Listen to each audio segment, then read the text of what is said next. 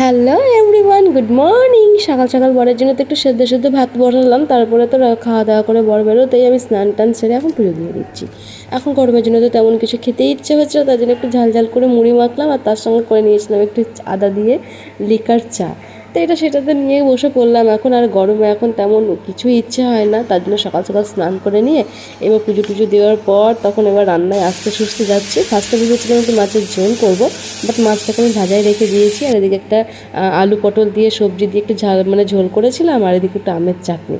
এখন না চাটনি একটু টক ডাল এগুলোই ভালো লাগছে। তারপরে তো রান্না করতে করতে দেখি এক অবাক কাণ্ড, গরমের জন্য আমার এই ফাইবারের প্লেটটা কীভাবে ফেটে গেছে। তো সেটা খাওয়া দাওয়ার পর আমি রেস্ট নিয়ে একটু রাত্রে সন্ধ্যেবেলায় বানালাম একটু চা। আর এই গুড়ের বাতাসাগুলো কিন্তু হেভি টেস্টি হয়, এটা দিয়ে কিন্তু বাপন দুপুরবেলা জল খায়। রাত্রেবেলা যেহেতু এখন পান্তা খাচ্ছি, রুটি খাচ্ছি না এই গরমে, তার জন্য করে নিয়েছি একটা আলু পটল আর গাজর মানে ভেজেছিলাম, আর তার সঙ্গে করেছিলাম